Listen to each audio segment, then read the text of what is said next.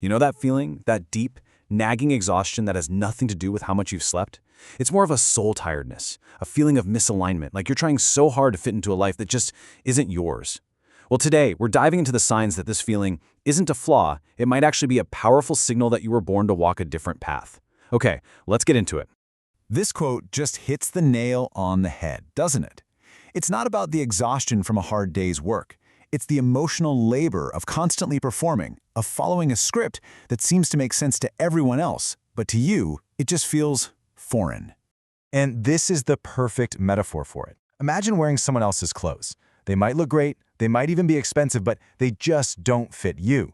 They pinch in the wrong places, they're too loose somewhere else. It's a constant, low-level discomfort. And that's exactly what it feels like to live a life that wasn't tailored for your soul.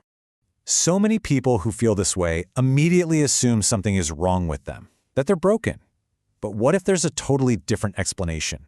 Thinkers from Carl Jung to Schopenhauer have talked about this idea that maybe, just maybe, you're not failing to fit in, maybe you were never supposed to. So this is the crucial mental flip we're talking about. On the left, you've got the old story we tell ourselves, or that others tell us. You're ungrateful, or you're just being difficult. But the new story, the one we're exploring here, is so much more empowering. It's the idea that you were simply never meant to fit into that prepackaged life. So how can you know for sure? Well, the material we're looking at lays out 7 very distinct signs that you might just be one of these people, destined to walk your own path. Let's dive into these 7 signs and try to look at them not as problems, but as clues, as evidence from your own internal compass that's trying to point you in a more authentic direction. The first sign is a big one. It's when you achieve the things you're supposed to want, but the celebration just feels empty. You know the drill. You get the promotion, you buy the house, you find the relationship that looks perfect on paper, and yet inside there's this flatness. Where you expected to feel joy or excitement.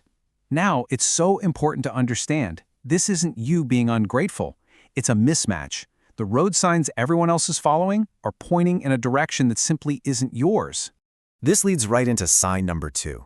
It's this persistent feeling, this pull, towards something you can't even put into words yet. It's not a 5-year plan. It's way more subtle. It's like a magnetic north that you can just feel. The psychologist Carl Jung actually had a name for this. He called it the call of the self.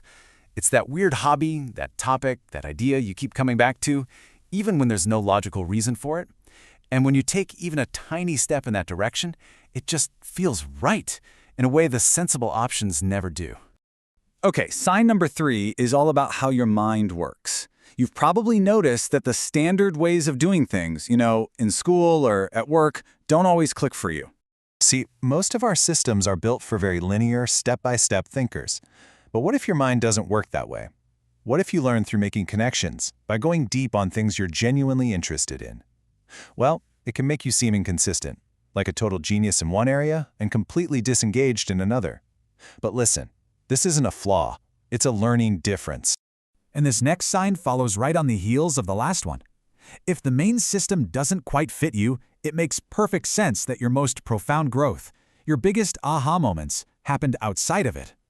Think about it for a second. The job might have taught you a skill, but that passion project you did on the side, that's what taught you who you are. The philosopher Arthur Schopenhauer had a great take on this. He basically said, real understanding isn't handed to you by a school or a company, it's earned through your own direct experience. Your biggest breakthroughs happen when you're the one writing the lesson plan. All right, sign number 5. This is about your relationship with the unknown. You're just more comfortable living in the I don't know than most people seem to be. When you really break it down, the conventional path is just a roadmap designed to make the future feel safe and predictable. But for you, the false security of being on the wrong road is way more terrifying than the uncertainty of finding the right one. And that's not being reckless. It's a sign of a deep commitment to authenticity over predictability. Now this one is a huge paradox. The very moments in your life that looked like your biggest failures from the outside were actually your most important turning points. Think about that career change that made your family worry, or that break you took that everyone else called avoidance. Looking back, you can see those weren't failures at all, were they? They were course corrections. They were necessary.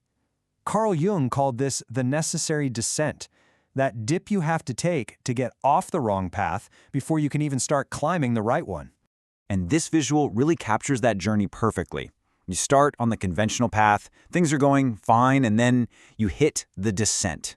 It looks and feels like a total failure, a step backward. But it's actually the critical turn, the pivot point, that allows your real direction to finally start taking shape. And here we are at our final sign, number 7. It comes down to this. You run on a different kind of fuel. The usual external motivators, they just don't work for you long term. Sure, things like deadlines, bonuses, praise from your boss, they can get you going for a little while, but eventually they just lead to burnout, to that deep exhaustion we started with. Your real, sustainable energy comes from a much deeper place, from doing work that feels fundamentally yours to do. This isn't laziness. In fact, it's a sign that you require a more demanding, but ultimately more powerful source of motivation. So, what does this all add up to? Well, walking a different path is not some easy romantic dream. It's often really hard. It's filled with uncertainty. It means trusting a feeling inside you that you can't always explain to other people. But it also means living a life that is authentically, deeply, and truly yours. And this quote from Carl Jung really says it all, doesn't it? He believed the whole point of life wasn't about achieving success or getting approval. The ultimate prize, the privilege of a lifetime, is simply to become who you truly are. Not who you were told to be, who you are. So I'll leave you with this final question to really reflect on. Recognizing these signs in yourself isn't about finding an excuse to give up. It's about giving yourself permission. Permission to finally stop performing and to start walking the path that's been calling your name all along.